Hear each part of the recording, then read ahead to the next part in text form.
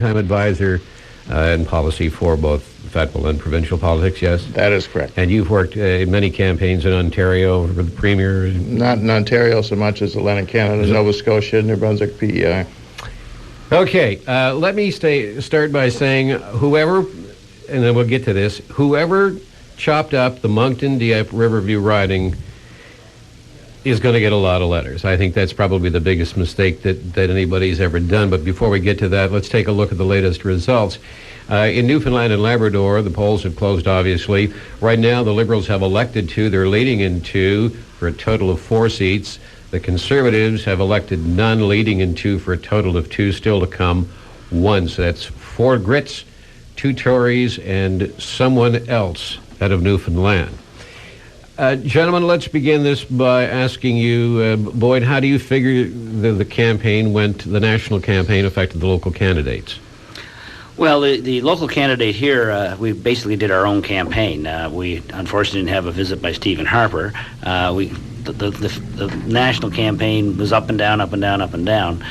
We just sort of kept plodding away doing our agenda. And I wouldn't say we totally ignored the local campaign, but we had our own agenda and what we wanted to do with Jean LeBlanc.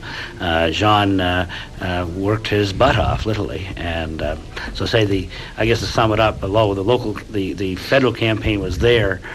We were not perhaps as involved with it as some of the major ridings in Toronto and out west. Do you think there's been any spill-off from the national level to the local level? Or is this a candidate's election? We didn't sort of pick up too many of those so-called national issues that were sort of splashed all over the newspapers and television and radio that much. A lot of our issues were local issues, like what are you going to do for me now type of thing, as opposed to what are you going to do for me last week. And we addressed those as best as possible. Bill? Well, my impression is that the polls have played a bigger part in this election than the national campaign. The polls, of course, have shown the Liberals falling behind quite seriously going back probably a month and a half now, and that's had some real impact in terms of how people have viewed this election. I think the other thing that's been significant in the Maritimes, particularly in New Brunswick, is the remarks of Stephen Harper some months ago when he described the region as suffering from a defeatist attitude, and we've heard a lot of that kind of discussion during the election. Well, there were some very interesting things that we'll get into those a little later on about Paul Martin being pro-child pornography, or that was the intimation. They said, no, that wasn't it. It reminds me of the Dalton McGuinty thing. He's a reptilian kitten eater. Those are good lines, but, it seems to me that there was a lot of muckraking. But let's go back to the polls here. If you look at the polls, the numbers are cut and dried. But if you look at the riding by riding board, Bill, what do you think about the idea that they're not as clear-cut as people would have us believe, and that there's a lot of softness within each riding, and so the so-called national polls don't give a true picture at all?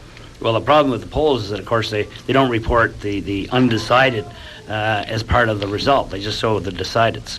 And when they do that, they show the Liberals and the Tories neck and neck.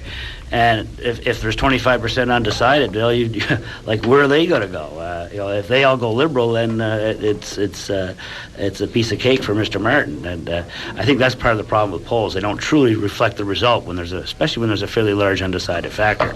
Well, with the exception of the local polls, the national polls really don't have a sample size significant enough in Atlantic Canada to be a reliable predictor of outcome. On average, there would be less than 100 people polled in a national poll within Atlantic Canada, so that's not really as reflective as the region as we might like. The exception to that would be the 1 or 2 polls released by CCL in Halifax, where they have samples of up to 1,000, I believe.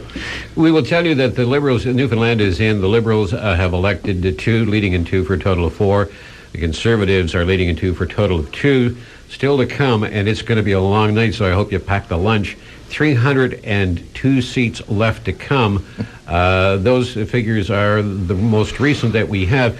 We were talking about some of the candidates locally. Let's move outside the region. Joe Clark and Scott Bryson.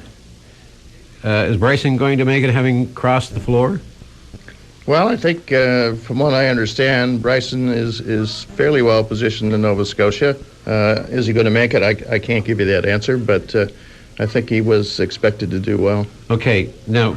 My short answer is I hope not. Okay, well, Joe Clark was in that riding, and Clark... We're back to Joe Who now. Well, no, just a second now. He was the Prime Minister, and everybody was proud to call him Prime Minister because he was a conservative, although he got caught in a few votes shy. But Clark was campaigning in Scott Bryson's riding and has been critical of the merger that saw the Alliance and the Tories become one. There was a decision taken by my party to go out of existence, and that left a lot of people like Mr. Bryson and myself with some difficult choices to make. It's not a question of our having left a party, it's a question that our party, in effect, left us. And Clark criticized the new Conservative Party, says Bryson represents the moderate values that he believes in. If I lived in and voted in King's Hands, I'd certainly vote for Scott. I think he's an excellent representative of his people, but also a very powerful voice and figure in Ottawa. And I think he is as close as you can find to a progressive conservative, which is the tradition I come from. Okay. Well, I guess Joe's a private citizen, is technically entitled to his own opinions now. I'd be curious if he's got a Liberal card or not. But frankly, well, seriously, okay, he's not a progressive conservative. I'm sorry that party doesn't exist anymore. Neither is the Communist Party either. But anyway, the point is, I guess, is a lot of us are quite disappointed in Joe, but have essentially put him out of our minds and really don't pay any attention to him anymore. Well, something that a lot of people in Canada do for a long time anyway. Well, I think Joe was actually in tune with this region. We have a deeply rooted association with the old Progressive Conservative Party in Atlantic Canada. They no longer exist. And a lot of people who used to be supporters of the Progressive Conservative Party are now caught in a bind because they don't want to move quite as far right as the Reform or the Alliance Party. They haven't traditionally voted Liberal and find it difficult to do that. So they will be a factor in this election, and it's unclear just yet where they will land. I'm glad to hear Bill actually endorse the Progressive Conservative Party, because there's 4 Progressive Conservative parties still in existence in Atlantic Canada. All 4 provincial parties are still known as the Progressive Conservative Party. But thank you for the endorsement. Well, those are provincial parties. That's still Progressive Conservative. Okay, the Liberals have captured the first ridings of the 308 for grabs across Canada. They're Bill Matthews and Jerry Byrne, the minister formerly in charge of Alcoa. The Liberals are leading in 2 of Newfoundland's 7 other ridings. The Tories ahead in 1. While we're talking about Bryson, there's some. He says he has no regrets about switching, and I think it has to do about his private life. Let's see what Bryson has to say. When you're running for a party that you believe in and that represents your values, you're always doing the right thing. And I could not have run for the party led by Stephen Harper.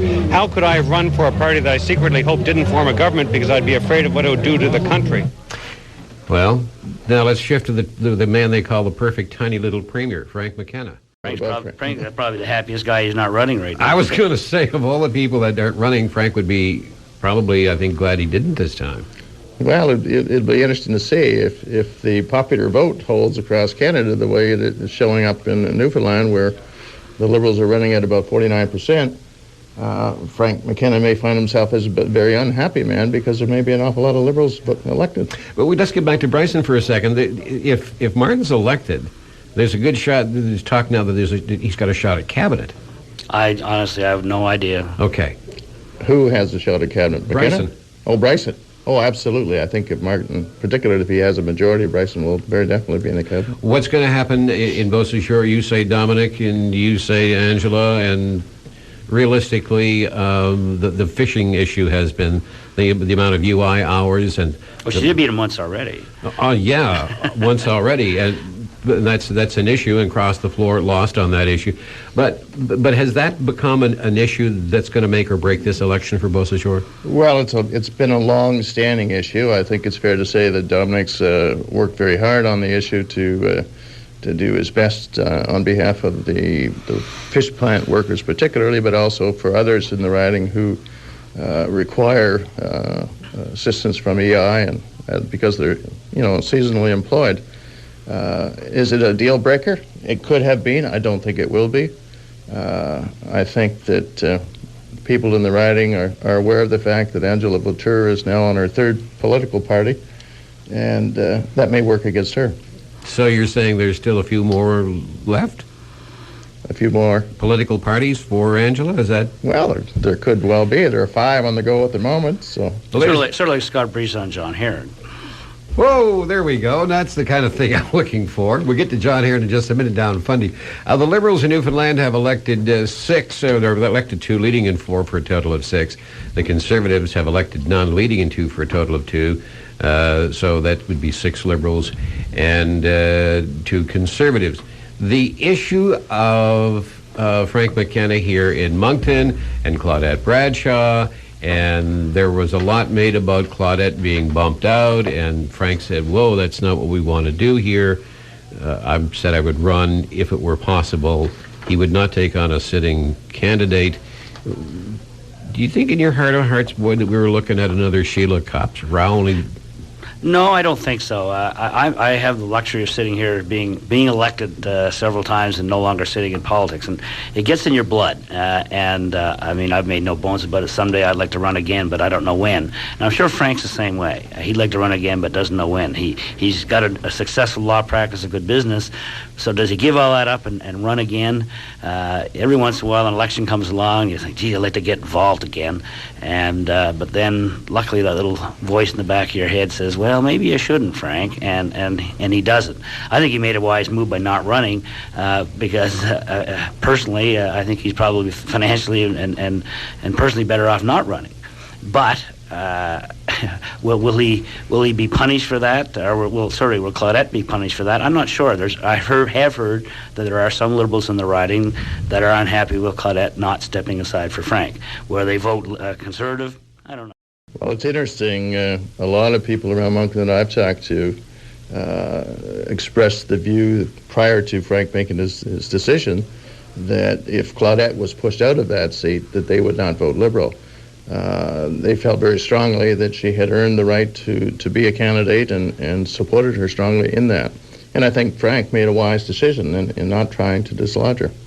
Yeah, I agree. Well, with all due respect, I don't think, from what I gathered, it was ever Frank's intention to go head-to-head, because he said right up front, I'm not going to sit, I'm not going up against... I think you're absolutely right. So, I mean, who cares who's in Moncton or whatever? If you're a Liberal MP, don't look for me to run in that riding.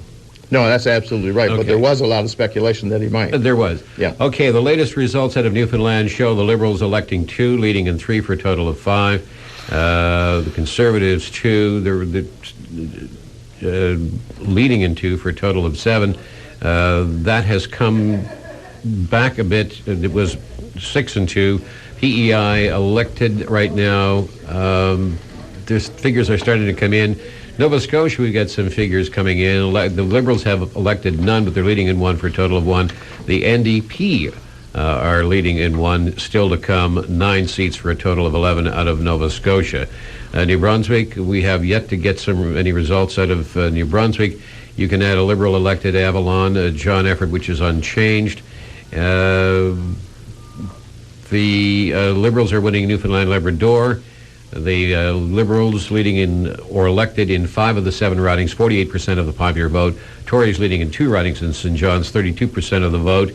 Now, across the country, the Liberals have elected 3, leading in 3 for a total of 6. Conservatives, 2 for 2. And the NDP 1, so 6, 2, and 1, still to come, 299. Boy, you were going to say something. Well, I have information on another screen that shows Greg Thompson down in St. Croix, I guess it's called now. It used to be Charlotte County, ahead by a few votes because of just one poll being in. Let's get back, if we can, to the Sheila Copps thing. A lot of bad blood tore the party apart. Liberals don't fight with Liberals. What has happened to the Liberal Party? They've always fought amongst themselves. Here is a former organizer for Sheila Copps. Jimmy Lomax is his name. Says he's backing the New Democratic candidate in Hamilton because Paul Martin pushed out the progressive elements of the Liberal Party. People like former Deputy Prime Minister Sheila Copps. And this guy is really hitting hard. Listen to this. No, it's not revenge. It's about good government. We've had 11 years of broken promises, lies. Now he's promising all these changes in the healthcare system. What happened to the healthcare system? He was finance minister. He wasn't sending the money to the provinces, and as a result, this is why healthcare suffered. Now he's promising to bring it back. No, if he lied then, he's lying now. Nobody should believe him. Bill? Well, I think there's no question that health care was the number one issue going into this election, probably still is. Mr. Martin, as finance minister, had to make, over a period of years, a number of cuts in order to bring the books into balance. As you may recall, when the Liberals took office in 1993, they also inherited from the Mulroney government a $40-some billion deficit. We were literally on the verge of bankruptcy and had to do something serious, and I know that funds transferred to the province were cut back, and that has had some impact on the level of service provided. And Boyd, what would you say? Well, I guess us Conservatives usually stab our people in the back. I guess that's a case of being stabbed in the front. He comes right out and says it, and I think a lot of people up in Hamilton said the same thing. They said, hey, we didn't like what Paul Martin did by dumping a candidate on us, and they'll get their revenge at the polls. Liberals have captured the first ridings of the 308 up for grabs. Bill Matthews and Jerry Byrne, minister formerly in charge of ACOA. Liberals are leading in 2 of the province's 7 other ridings. That's in Newfoundland. The Tories ahead in 2. In Nova Scotia, the results starting to trickle in. Tory Peter MacKay is trailing New Democrat Alexa McDonald. In Central Nova, the Liberals are leading in 1 riding. That's a big surprise. Talk to me about a big surprise. Well, Peter MacKay, that's been a very strong Tory seat for many, many years. His father was a member there for a number of years. He was certainly expected to win that seat, but he's also the guy that promised his party when he became the leader of the old Progressive Conservative Party that there would be no discussion about merger with the Reform Party, and of course he changed his mind on that, and he may be on the verge of being punished. The election seems to me that we're looking at, not to make Liberals unhappy, but it seems to me that Jean Chrétien's legacy is going to be, with all due respect, the scandal. Involving the ad scam. In Quebec, people are ticked off with the Liberals. There's a good chance they may go to the Bloc. The West will probably traditionally go Tory. That leaves Ontario as the battleground. We've also heard that the Maritimes are going to hold the balance of power, going to be key. I don't understand any of this. How can that be? I mean, if Quebec holds the key and Ontario holds the key and the Maritimes hold the key... Quebec and Ontario hold the key. You think? Yeah, they always did. And you don't think the people out in Lotus Land and BC are going to... Well, it's pure numbers. Yeah, they'll add to whoever wins, particularly Ontario. Quebec might be a bit of a wild card this time with a bloc, but you can't form a government without winning Ontario. Okay, we're going to take a very short break. We will tell you that it's 8:49. You're listening to election coverage brought to you by Can-Am Chrysler. The tent sale is over, but the great deals continue till the end of June at It's 8:51. I'm Dave Lockhart. In the studio with me is Bill Belliveau, representing the Liberal point of view. That's capital L, and Boyd Anderson, representing the Conservative element with a capital C. Now, we've seen some votes starting to trickle in, bits and pieces. You're saying it's a little early yet to say how the Atlantic region is going to go, but it seems to me from what we see in front of us that it's solidly Liberal in Newfoundland and starting to trickle into Nova Scotia. Is that reasonable? That sort of 6-5 number that's on your screen? It's starting, the Liberals have elected 3, leading in 3 for a total of 6. The Conservatives are leading in 5 for a total of 5. The NDP 1. So we've got 6 Liberals, 5 Tories, and 1 NDP. We're looking at a minority government. Well, I think there's about 33 seats, Bill, in Atlantic Canada. 32. 32. Predictions I heard from the Conservative side was we'll be doing well if we get even half of them. 12 to 15 we'd be quite happy, I think, compared to what we have now. So these numbers actually are quite encouraging. Other numbers indicate that the Liberals are leading in 9, the Conservatives in 5. So this whole thing in terms of reporting is still in a state of flux. Do you expect this trend to continue right across the closeness of the vote right across the country? Well, our projections in Atlantic Canada would show the Liberals at somewhere between 18 and 20 seats. the NDP probably with 3, and the Conservatives with about 7. At the moment, it's difficult to say just where we're going, although it looks to be now 10 for the Liberals and 5 for the Conservatives. Well, they're saying here now, Conservative leader Stephen Harper seems to have gained little appeal in Newfoundland. The Liberals have elected 3 MPs, leading in 3 other ridings. Natural Resources Minister John Efford, former Liberal Cabinet Minister Jerry Byrne, re-elected. Tories are dominating the 2 St. John's ridings, with incumbents Loyola Hearn and Norm Doyle in the leads. The Liberals have roughly 50% of the vote. Conservatives hope to make gains here in New Brunswick, obviously, in the western half, where the right-wing vote was split in several ridings in the past 3 elections. And they also said to be in danger of losing the one riding that has stuck with them through thick and thin. That's St. John. Elsie Wayne isn't seeking re-election, but she's got her stick in the soup. Former Liberal MP Paul Zed has mounted a strong campaign. One riding has reported the Conservative candidate is leading. Let's see what else we've got here now.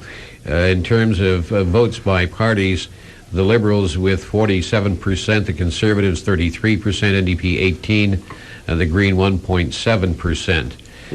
Newfoundland, Labrador, we've got that number in. PEI, the numbers are starting to trickle in right now. Nova Scotia, the Liberals and Conservatives in a tie with 1 seat each. New Brunswick, Conservatives are leading in 3, the Liberals in 2, for a total of 5. Still to come another 5. There's 10 seats in the province. So the vote total right now, depending on, this is Canadian Press, are saying that the Liberals have a total of 8 either elected or leading, and the Conservatives 6. Gentlemen. Not surprising, really. Any surprises at all? What about Andy Savoy and Mactaquac? And well, Andy Savoy, I think, is running. Well, he looks to be leading there. About 2 to 1. Yeah. Early on, of course, a couple of polls. I mean, it doesn't really mean much. A couple of polls in the overall. Not yet. You Bill, you sat down and you worked it out as to, of the 308 seats you were looking for Conservative victory.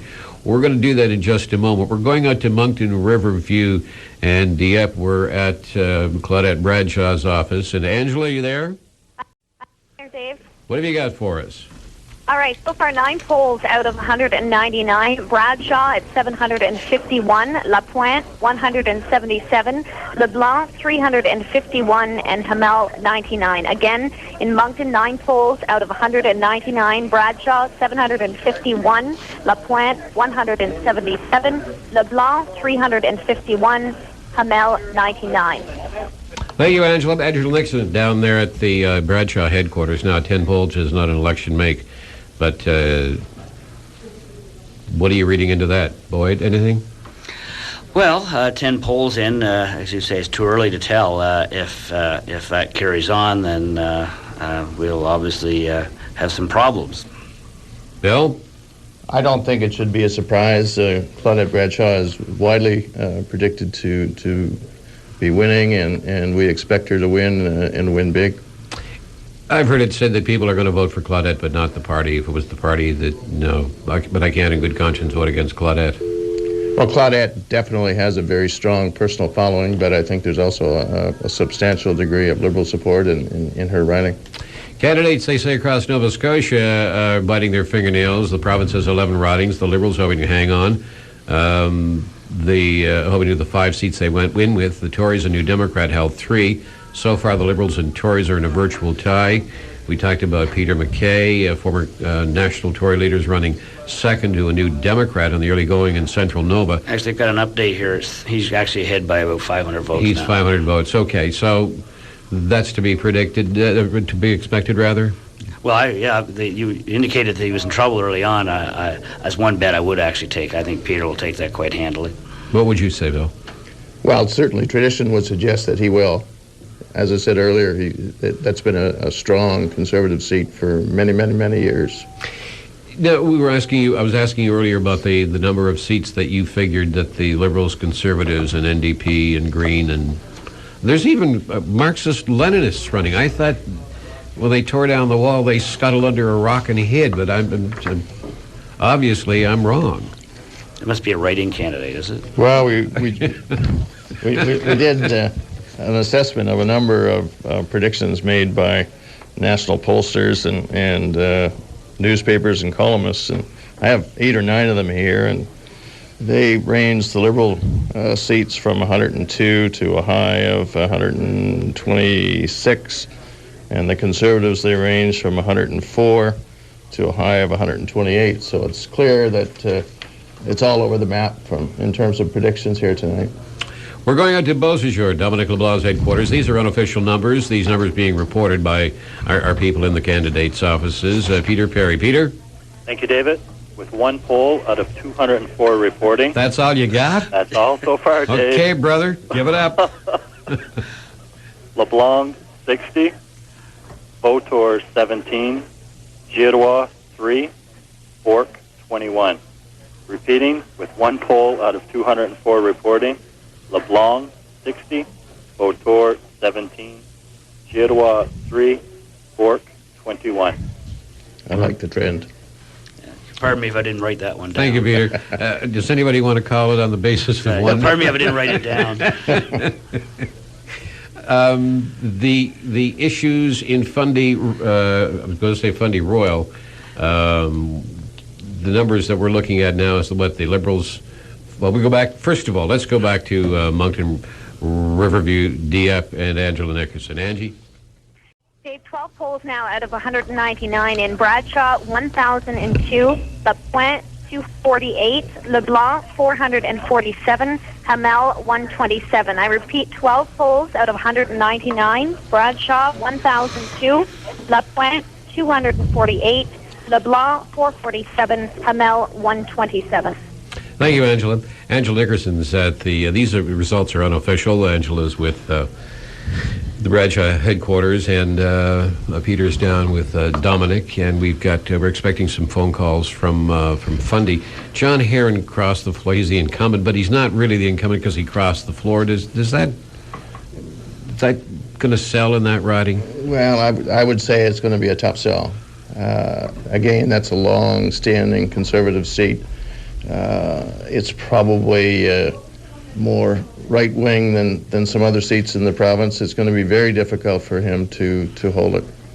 Well, the dynamics have changed. They carved off about 10,000 votes down in the St. John area, and then they picked up, 8,000 votes in the Riverview area or something like that. It's a real screwed up mess, and it goes back to your original comment that you made earlier, David, about the whoever did these riding redistributions is going to get a lot of letters. We had people in Riverview saying, "Where do we vote? We have to go to Sussex." It sounds like you go to a free game on your cell phone. You want to go outside and take it? No, I just turned it off. Good man. Results coming in for New Brunswick. Liberals leading in 4 ridings. The Tories ahead in 1. Liberal Minister Claudette Bradshaw taking an early lead, obviously. Liberal incumbent Charlie Hubbard is in a tight fight in Miramichi. Seat considered safe for the Liberals. So Hubbard seems relatively strong. You would agree, gentlemen? Well, he looks to have a 200 and some odd vote lead there now. Tory Peter MacKay pulling ahead in Nova Scotia, trailing New Democrat to Lex McDonald in the early going. He's now ahead, 42% of the vote. MacKay, the leader of the former Progressive Conservative Party. We now have a total of 4 Liberals elected, leading in 12 for a total of 16. The Conservatives electing none, leading in 7 for a total of 7. NDP leading in 2, so it's 16 Liberals, 17 Conservatives, 2 NDP, and the other parties aren't even showing. Claudette's declared elected now by CTV. You accept that? Absolutely. Do I declare? I'd like to lead till we have at least 10% of the seats, not just okay. Gentlemen's agreement. We can do that. Okay.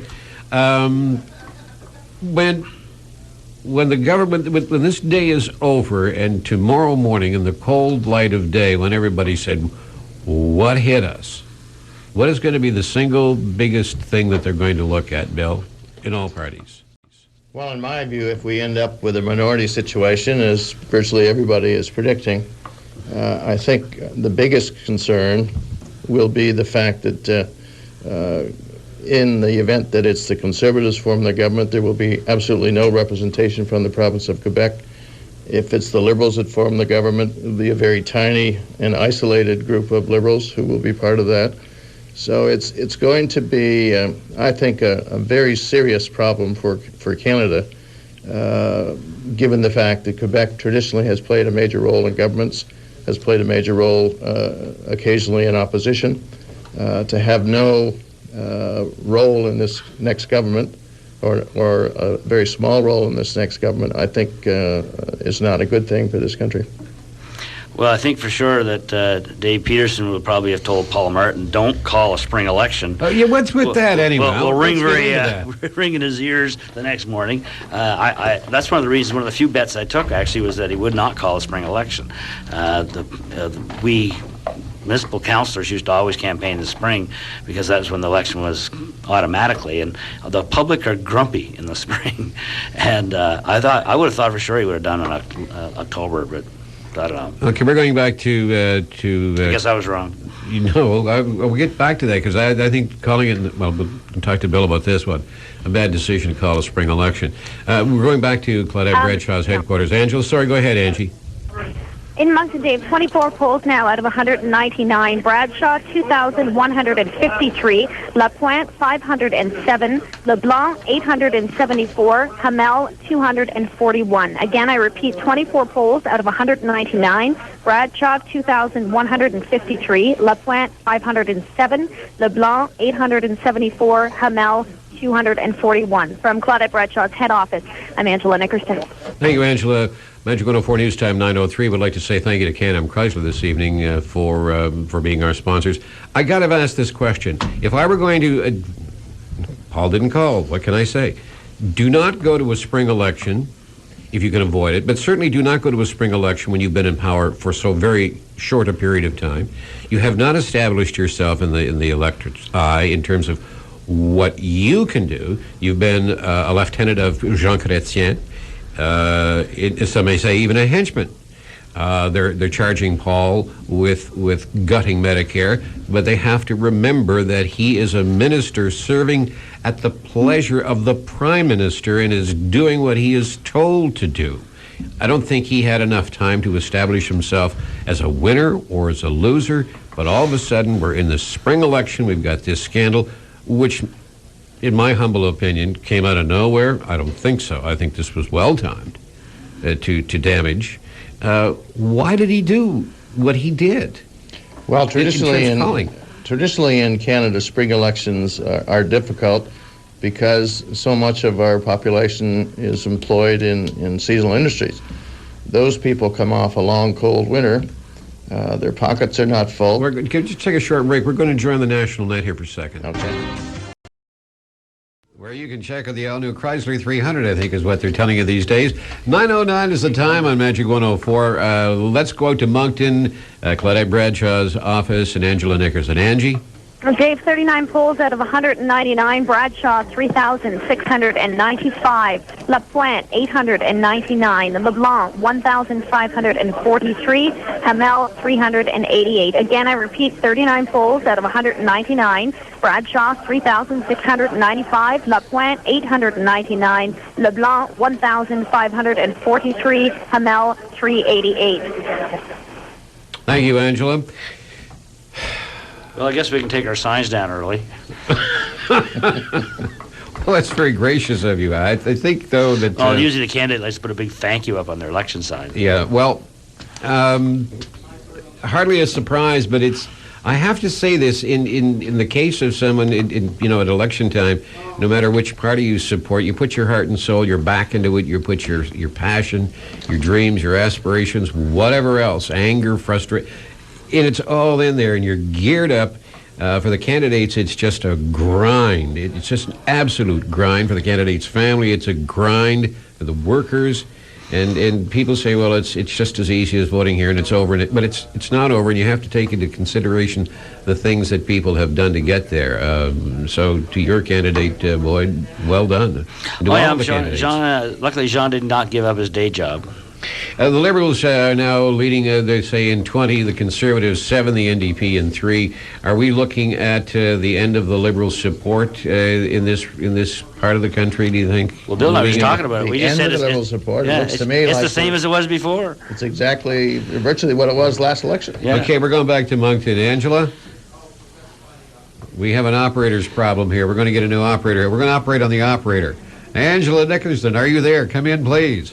I am here. Okay. All right. Here's the latest. 47 polls out of 199 at this point. Bradshaw, 4,595. LaPointe, 1,140. LeBlanc, 1,979. Hamel, 466. Again, 47 polls out of 199. I repeat, Bradshaw, 4,595. LaPointe, 1,140. LeBlanc, 1,979. And Hamel, 466. Angela, on that note, I think at this juncture we've declared Claudette elected. I'd like you to stay there for a bit if you can and see if you can't get Claudette for us. I know she's going to the headquarters. And for the purpose of clarification, the operator that we were talking about operating on was not Angela. Angela's the reporter. Thank you for declaring that. Thank you. I just didn't want to get on your bad side, Angela. I know you're That's from right. Albert County, so there we go. Thank you. We'll stick by Claudette Bradshaw's headquarters here. She'll sure to be showing up here soon, and of course the atmosphere is positive. And we want her on the air, Ange. Go get her. Thank you. Thank you. It is 9:12. Gentlemen, Claudette Bradshaw.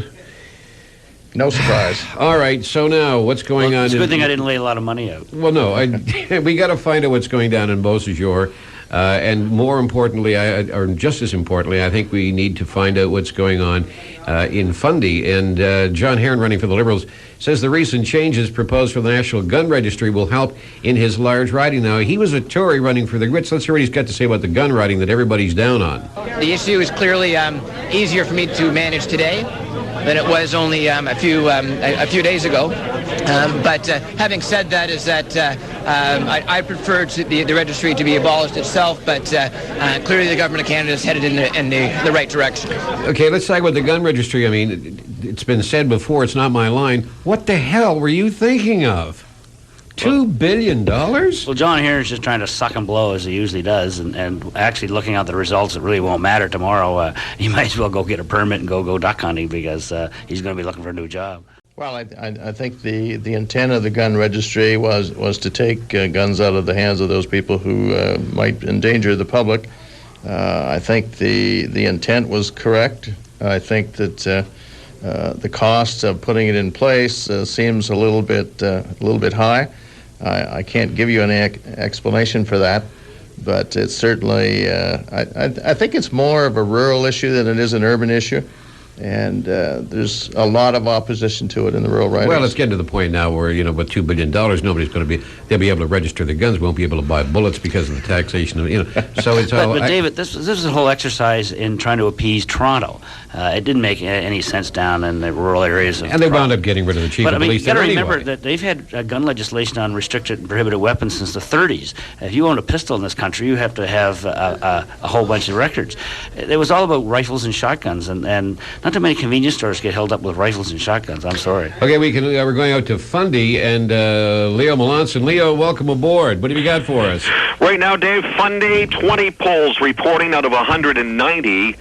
John Herron, Liberal, 687. Rob Moore, Conservative, 1,211.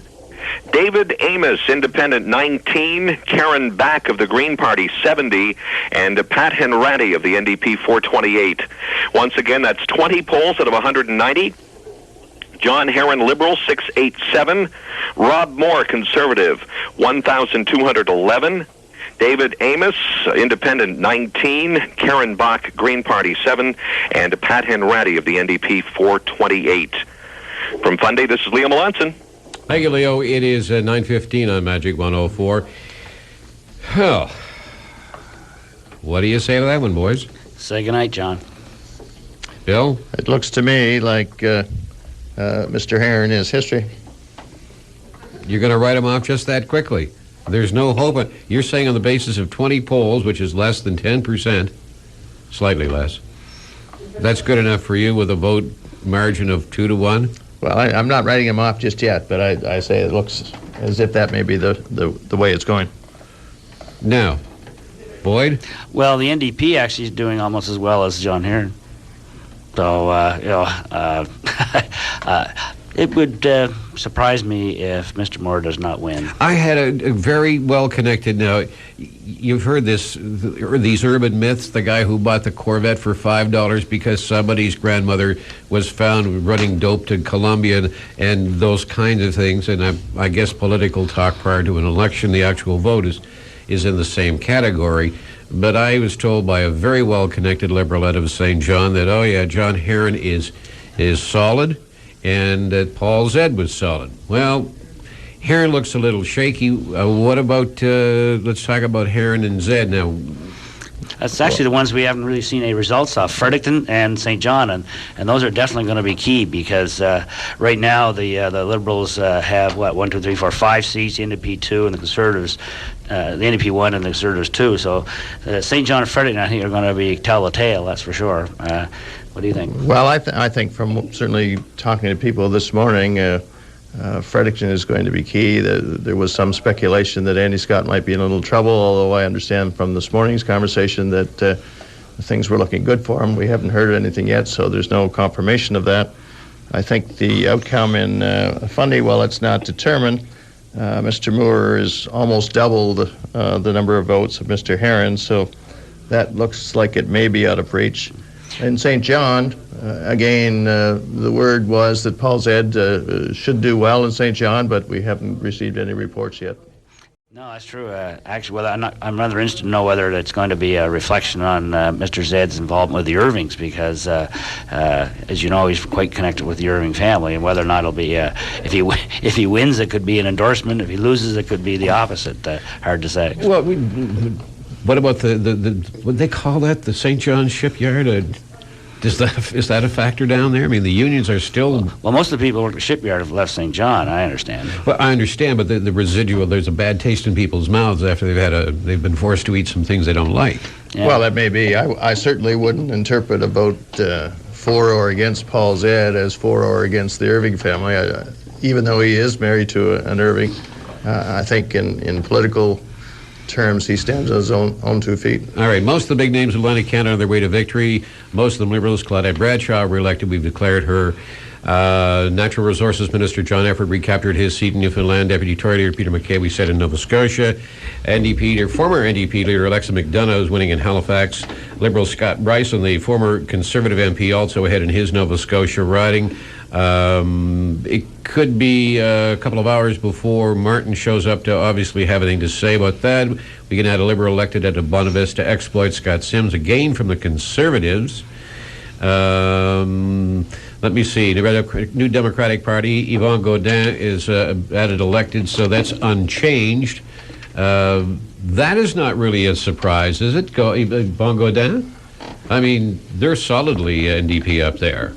Well, he's been a very solid and hardworking member up there, and so, no, it's not a surprise. Okay, we got a result out of St. John. We're just talking about Paul Zed. He's got 203. This is with 3 polls out of a bunch. I'm not sure how many, but probably 190. So this is hardly an indication. But Paul Zed has got 203 votes. McVicker 163. Albright 71. That's a very interesting race, that McVicker-Zed, because Elsie Wayne is involved with McVicker. And Zed, he started off on a rocky road. There was a complaint about whether there were irregularities in his nomination. He went back. They said, okay, we'll do it again. He steamrolled his candidate. But again, everybody seems so fractious. Is that a diplomatic way to put it? Well, apparently there's some feelings in St. John about his opponent that weren't positive. Paul's worked very hard in his campaign and has put together a real good group of young people to support him, and I think they're probably out there working pretty hard tonight. So I wouldn't call him a winner just yet, but I think he's on the right trail. Nor would I. Well, I still want to know what happens in Fredericton, although I will concede that Andy Savoy looks like he's going to win that next seat, so it's going to be interesting to see what happens. All right, you're talking about Fredericton. My operator is standing by to do follow my every wish. He feels it's his command, but it isn't. It's just a wish. Would you get a hold of Cleveland Allaby for me? And we'll find out, because he's right in the thick of it. Well, let's go to added Liberal elected King's Head. Scott Bryson is unchanged. Cape Breton Councillor Roger Kusner unchanged. That's a Liberal elected.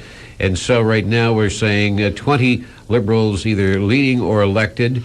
Conservatives leading and elected in 7, the NDP 4, so it's 20 Grits, 7 Tories, and 4 NDP. What does it say in Beausejour? What are you getting for a feeling in Beausejour now? Well, the numbers are showing what? Well, it looks like 4,154 for Dominic LeBlanc, 1,994 for Angela, so he's, I think, a winner. You're comfortable with that? Very comfortable. Now, Mr. Operator, show me that sign again so I can say all the magic things. We're going out to Fundy and Leo Melanson. David, Fundy, 30 polls out of 190 reporting. John Herron, Liberal, 1,255. Rob Moore, Conservative, 1,899. David Amos, Independent, 34. Karen Bach, Green Party, 128. Pat Henratty, NDP, 663. That's Fundy, 30 polls out of 190 reporting. John Herron, Liberals, 1,255. Rob Moore, Conservative, 1,899. David Amos, Independent, 34. Karen Bach, Green Party, 128. And Pat Henratty, NDP, 663. Thank you very much. Leo Melanson from our sister station, CJCW in Sussex, providing coverage for Fundy riding. The Liberals, 20. The Tories, 7. The NDP, 4. And very soon in St. John, we're showing a slight lead for Paul Zed, hardly enough to worry about. This is probably going to be our final report from Moncton, just to sort of put a finishing touch on it. Angela, you're standing by? Yes, I am. 72 polls now is what we have in out of 199 here at Claudette Bradshaw's head office. So Bradshaw, 7,184. LaPointe, 1,727. LeBlanc, 3,148. And Hamel, 677. Again, I repeat, 72 polls out of 199. Bradshaw, 7,184. LaPointe, 1,727. LeBlanc, 3,148. And Hamel, 677. Thanks, Angela. Send the girls home. You can send them home now. Thank you. Say thank you to Patty Kearns, Mrs. Kearns, and Terry McPhee from our office, two of the very, very best when it comes to number crunching. So we send them home and say thank you very much. Out of St. John now, Paul Zed with 288, Bob McVicker 208. That's a real race.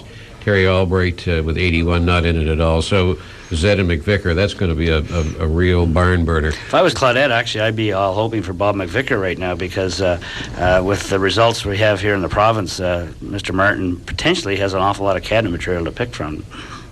Yeah, you could pick his whole cabinet from the Maritimes. Well, there you go. Well, you never know, yeah. And as Ralph Klein said, let those Western... Never mind. Never mind. We'll go out to Beausejour and Pete Perry. Peter? Thank you, David.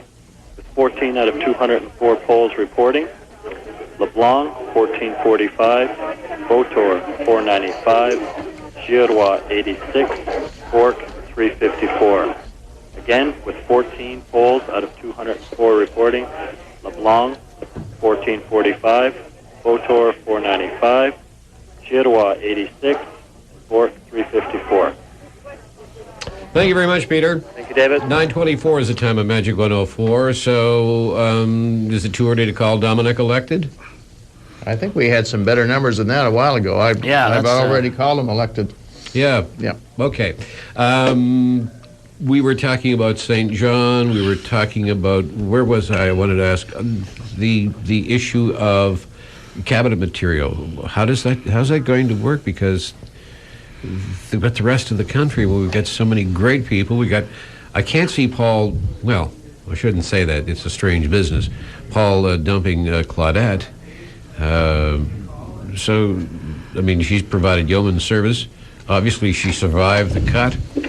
So he feels comfortable with her as a confidant. And He's really a person of the community, if you recall. We'll come back to that. Okay. Cleveland Allaby, you're on the line, are you, Cleveland? I am. I'm online. Okay. Cleveland Allaby, as we mentioned to you earlier, is an observer of politics in Fredericton. Cleveland, what's happening? Where are you now, by the way, physically? Can you tell us? I'm standing in Kent Fox, the Conservative Party headquarters, and they're putting the poll numbers up on the screen right now. And so far, it's very, very close. I think from the looks of things, I think the Tories are just a little bit ahead, at least with the numbers that we've got. but it's very, very close. There's not much separating them. Roughly how many polls do you have up on the board, or do you have reports from? I can't really tell you that right now because they're putting them up poll by poll and they're compiling them later on. Well, we're seeing with Liberals Scott Fox 868 to 666. That sound right to you? What are the numbers again? I'm sorry. 868 Liberal and 666 Conservative. That's what it looks like. Yep. Yeah. It looks fairly close there. Cleveland, as I said earlier, I was by sheer accident involved with the attending the nominating convention of the Conservative candidate in Fredericton. Yes. And it struck me there was a theme. There was the issue of gay marriage as a hot point, as a flashpoint, but certainly the issue of support or lack thereof, and dare I say it, I'm sure you wouldn't, but I would suggest half-truths and indeed lies about support for the military finally coming home to roost, and that is a very strong riding when it comes to the military because of Gagetown. Yeah. One of the things that I have noticed is that the numbers that are in now are from the. We don't have too much from down in the Oromocto area reporting in yet. We've got the New Maryland. We've got a couple of the New Maryland polls, and there is some dissatisfaction. And we've got the Minto polls, and of course, with the closure of the hospital in Minto, there is you would expect some carryover Liberal Conservative. Federally, provincially, and so so we're seeing some dissatisfaction, or I suspect we're seeing some dissatisfaction there. Now that would be the reflection of those numbers. Cleveland, the last I saw, just flipping across through the screen here, it looks like Andy Scott's out in front by about 1,000 votes. So let's say 27 to 1,700. It's a little early yet, but does that give you any indication as to what might happen? Well, if that's where it's going, it's still the numbers that we're seeing. The numbers that are reporting are the ones that are from the outlying polls, where there is some dissatisfaction. We haven't seen anything from Oromocto. We've seen some New Maryland polls, but there's still a lot. But the numbers coming in do support the Liberals. So you say about 2,700 to 1,700 for the Liberals? Yeah, I'm ballparking that. Yeah. Yeah, that's the change that's just come up here, and it looks like you're fairly close. Cleveland, I won't take your time. I'll let you get back to it. I thank you very much, and if we get a chance this evening, if you've got the time, maybe we'll touch base again. Thank you, David. Thank you, Cleveland. Anytime. All righty. Okay. 9:29 is the time on Magic 104. You can say that the latest that we have, you can add Liberal elected Charlottetown Sean Murphy, which is unchanged. Do we want to get into the popular vote, guys? Because the Liberals have got 44%, the Conservatives 31%, the NDP 22%. We're going back to Claudette Bradshaw's office.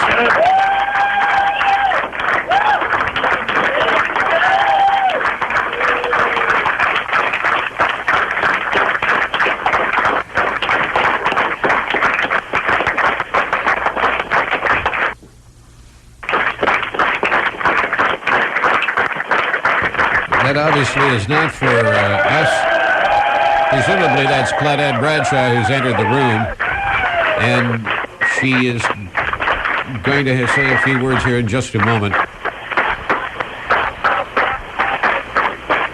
Dave, just about to hear Claudette Bradshaw's response here to being declared elected. You won't put that one. Fine. Good evening, everyone. According to very, very humbling. It's amazing. No, it doesn't get any easier. La troisième est pas plus facile que la première ou la deuxième. You get more scared.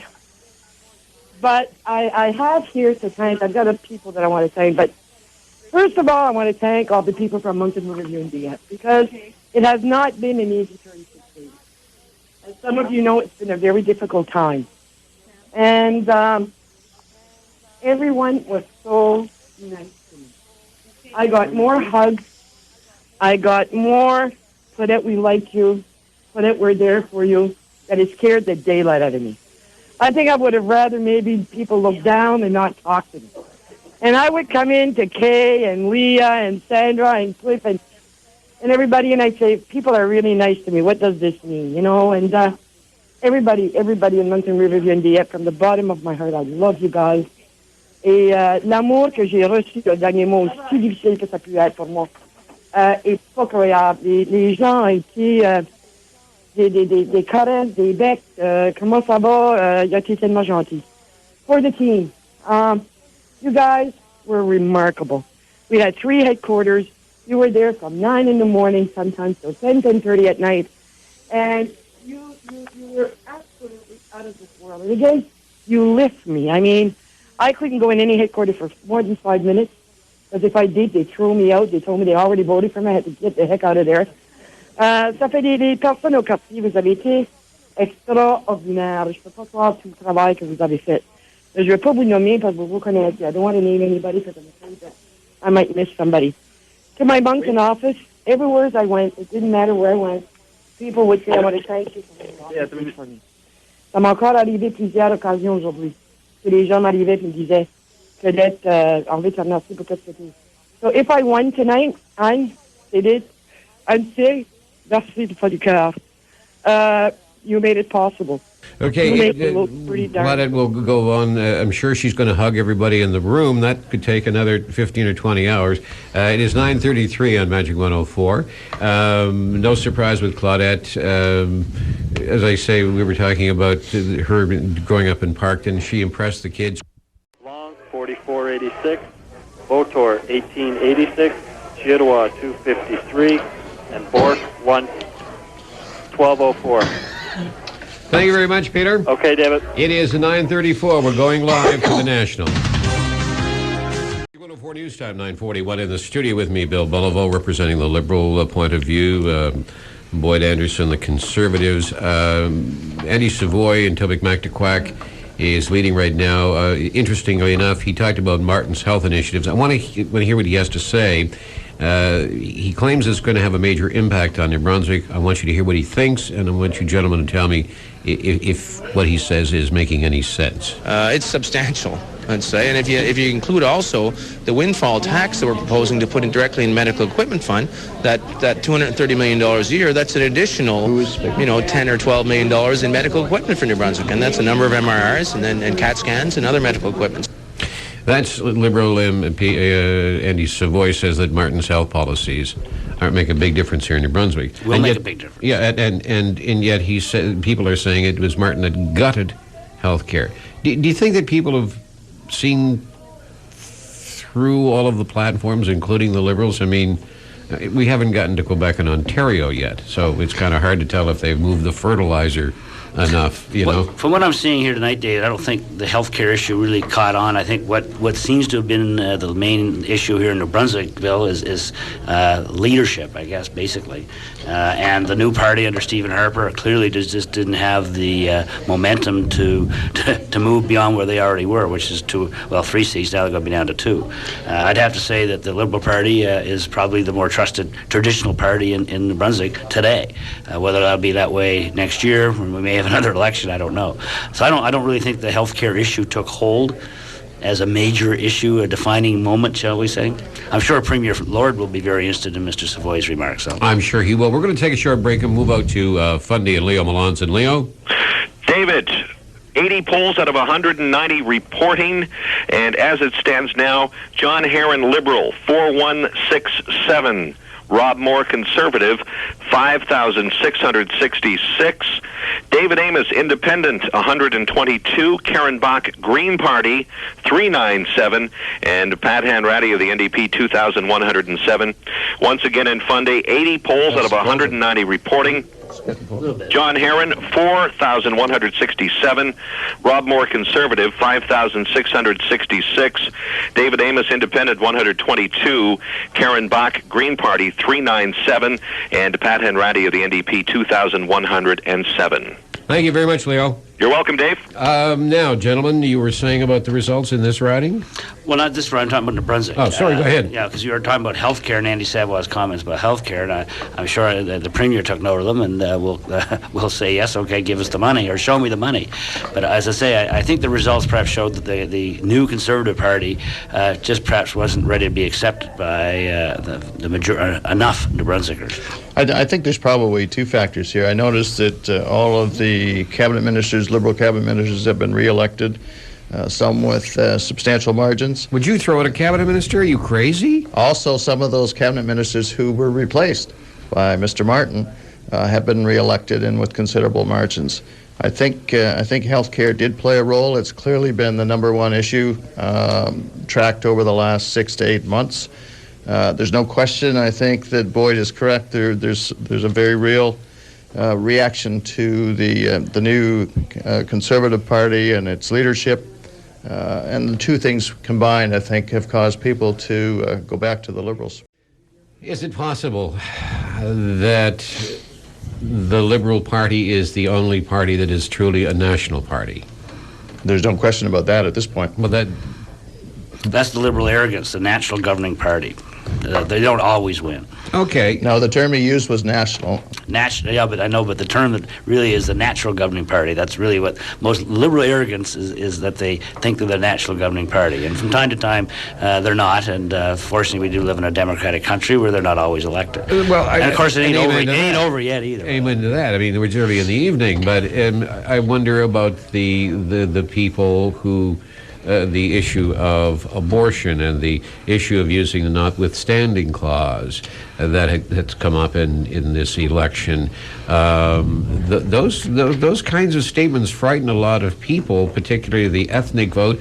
The ethnic vote now, in my opinion, has progressed and matured beyond being terribly grateful traditionally to the Liberals because it was the Liberal government in power. Could have been any government, NDP or whatever. But they moved on, and now they're saying we're going to vote the way we want to vote, notwithstanding any of that. But those kinds of statements make a lot of people nervous. A lot of the ethnic vote is now into its second and third generation, and these people have worked hard, and many of them are successful. They have houses and cars, and they're much more conservative than they were 20, 30 years ago. There's that word again. Small c. Oh, okay. But this business of being able to, I mean, the vote-rich areas of... I mean, we know that in the province of Quebec and Montreal in particular, with the Haitian population, when you look at places like Hamilton and Toronto, you have enormous increases in population in the Asian community, the Vietnamese and the Chinese, and you've got Russians and Latvians and people coming from all over the world. These people tend to I think, worry about their own interests, and rightly so. And when people start saying, well, we're going to use the notwithstanding clause, that sort of sends a shiver down a lot of spines. I think you'll find, and we'll know in the next hour or so, you're going to find that the ethnic vote has held fairly solidly for the Liberals in Montreal and Toronto. Certainly all of the early indicators would suggest that to be the case. Trudeau put the notwithstanding clause in for a reason. That was to override the courts. And I think that if politicians want to govern this country and not the courts, then once in a while you have to consider the notwithstanding clause. Actually, the notwithstanding clause was put in to give Quebec comfort so that they could have the opportunity, if required, to override national legislation. By Pierre Elliott Trudeau, the Prime Minister of the day. Sorry, mate? By Pierre Elliott Trudeau, the Prime Minister of the day. That's correct, so, but it had nothing to do with overriding the courts. It had to do with allowing Quebec the comfort to override I believe legislation. Parliament runs the country, not the court. Simple. Now, nobody's used the notwithstanding clause yet. Let me split that hair with you. I think that Parliament should, not the courts. That's what I just said. Not quite that strongly. I agree with what you're saying, because I don't want a bunch of appointees telling me, here we go. You want to start up, with all due respect to the highest court in the land, the ruling that allows cons to carry shanks in the slam has got to be, what were you on? I mean, how can you allow prisoners the right to carry a knife on the inside for self-protection? Give them Uzis and end the whole thing. But the courts are simply interpreting law the government of Canada, the Parliament, makes those laws, and if the laws are not producing what you would suspect or hope to be favorable court decisions, then the law needs to be changed. But Bill, bear with me. We know that the Supreme Court has sent laws back and said, look, you jugheads in Parliament, get it right. Doing in this case, I think it's a very dangerous sort of situation. Anyway, the point is that we obviously need some changes, and Martin has said he's going to do that. I think that Stephen Harper said he was going to do that as well. I believe so, but whether or not you can believe Mr. Martin, who's been there, let's face it, since 1993, he some of the changes he made, he's now trying to unchange. I guess we'll find out when we go rest of the country, but if we're in a minority government situation, his idea of changing may change as well. It'll be a moving target. And we may be back here another couple of years for another election. My hope at that time is that Atlantic Canada will, having got to know Stephen Harper, will come to embrace him. The Conservatives on the defensive, it says this was May 28th, this statement, Stephen Harper. The language critic said this week the policy on bilingual services from coast to coast should be weakened. That prompted a reaction from Harper, who told supporters in Winnipeg that his party supports bilingualism. That support for French and English in this country is one of the founding principles of our party, and as leader and as Prime Minister, I will not compromise on that principle. Pretty clear statement. Well, I think from what I've heard and read that he supports a graduated form of bilingualism, one that would be fully implemented perhaps in Ottawa and Montreal and parts of the Maritimes, but as you move west, would be less so.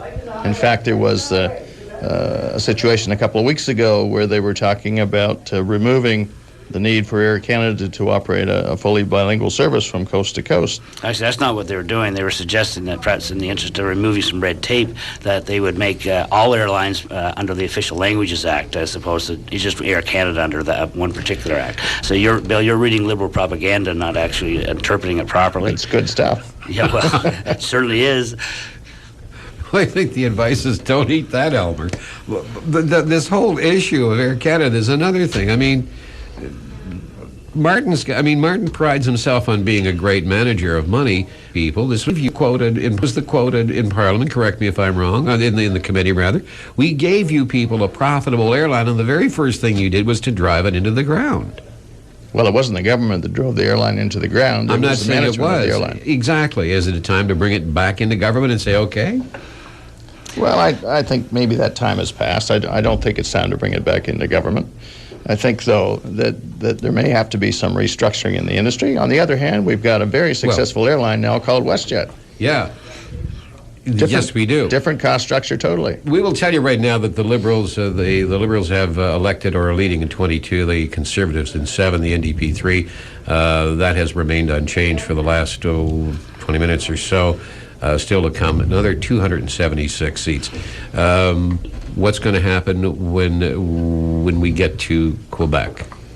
Well, it's interesting. There is a theory that the very high undecided vote in Quebec over the last few votes is actually hiding a substantial Liberal vote. There was some speculation by pollsters in the last couple of days that where undecided traditionally splits according to how the decided vote, that in the province of Quebec, what's not popular to declare yourself as a Liberal these days, that much of that undecided vote was disproportionately Liberal, and that may influence the outcome tonight in a positive way for the Liberals. I want to talk to you about that, Boyd. Before we go any further, we will tell you that we've declared Dominic LeBlanc elected, Claudette Bradshaw elected, and I think Rob Moore in Fundy is declared elected. We can go with that amongst those who... It looks like Paul Zed's pretty happy there, too. Well, actually, he's less happy than Mr. Scott. Actually, I think Mr. Scott in Fredericton looks like he's elected, too. Bryson is leading by a margin of about 30% in his riding. He's declared elected. So what's going to happen when we hit Quebec? Well, based on what happened in Atlantic Canada, I think Bill and I agreed that it looks like the majority of the undecided did go Liberal here. Whether it'll go Liberal in Quebec, I don't know. Frankly, I don't follow it perhaps as closely as Bill does. I've got other things to do. And, well, sorry. Oh, thanks. Well, you're a professional at it, I'm not. And so I really don't know. I think the Bloc sounds like they're going to do pretty good. Frankly, the Conservatives, I think we'd be very surprised if we had some representation. I was going to say one, but I'll just say some.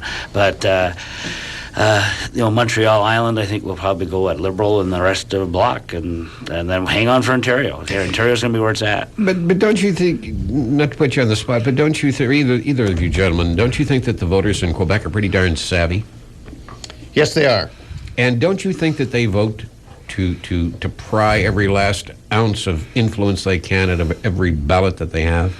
Yeah, but they're pissed off too, Dave. Well, that could be. And they also know that it's quite likely there's going to be another election in a couple of years, and they'll handle it then. Well, see, they're actually going to be in a very powerful position regardless of what happens. If they decide at the last minute to go Liberal, they're going to be a major factor in a new Liberal government. If they decide to support the Bloc, they're still going to hold the balance of power, because if they go substantially Bloc in Quebec, there's not enough seats left for either the Liberals or the Conservatives to form a majority government. That's right. So somehow or other, Quebec's going to be calling some shots here. And then we get to Ontario. Ontario, best case scenario, you win 100 seats for the Liberals in Ontario, or 95, sorry, I think they have. That would not be enough to give them a majority if Quebec leaves them. If they win 60 or 70 seats, which is probably closer to reality, they still don't have enough. So no matter how you slice it, Quebec's going to play a major role in this next government. And now we get out into the prairies. What happens there? Well, it looks like in Manitoba and Saskatchewan, the Liberals will pick up a few seats there.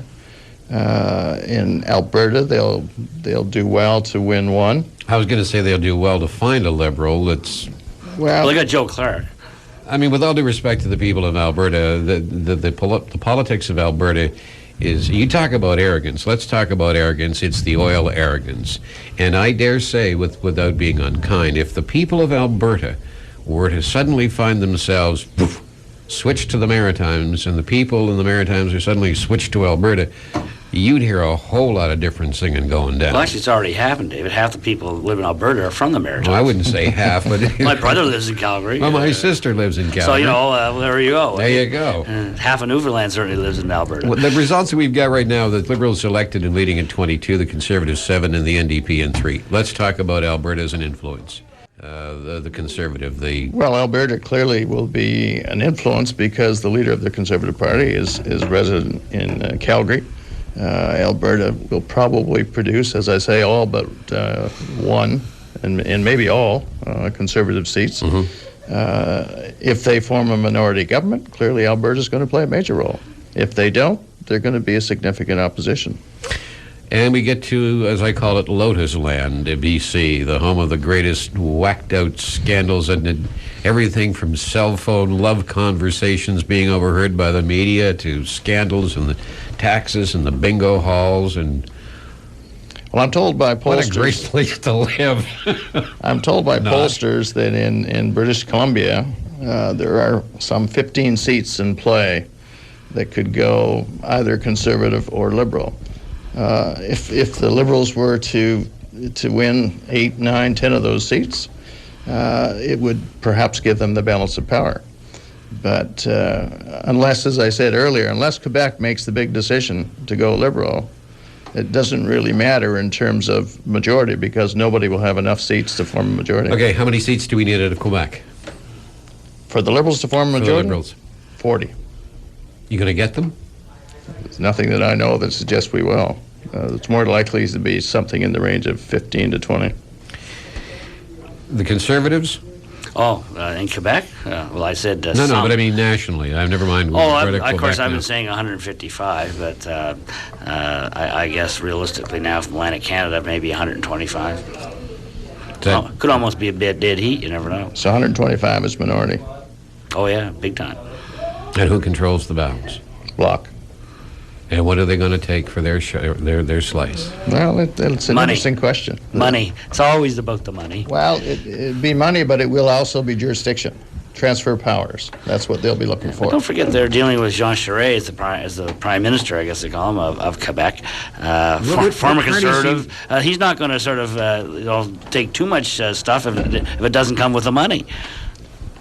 Well, money is always a great incentive, but in the province of Quebec, power is as valuable as money, and if they can acquire greater jurisdiction over various parts of government operation, they will do so. All I can say, Dave, is I think everybody should just keep their lawn signs in their garage, not put them in the garbage. Okay, and I will refer to an old history teacher of mine. He's gone to his just reward, but he said, David, never forget, in history and in politics, it's all about power and money, and they're interchangeable. That's the root of all wars and all conflict. On that note, my thanks to Bill Belliveau, White Anderson. Thank you, David. My thanks to Can-Am Chrysler, and thank you for joining us this evening. We'll leave you with 22 Liberals, 7 Conservatives, 3 NDP, still to come, the rest of National. We will keep you up to date as the evening goes on as to the progression of the national vote, so you're not going to be hung out to dry. Thank you for joining us tonight. And you say we'll do this again in another 12, 18 months? We'll see. Good night.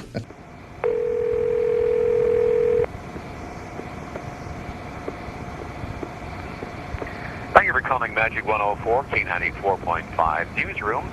We're not here right now. Could you please leave your name, your number, and the nature of your call, and we'll get back to you just as soon as we can. Once again, thanks for calling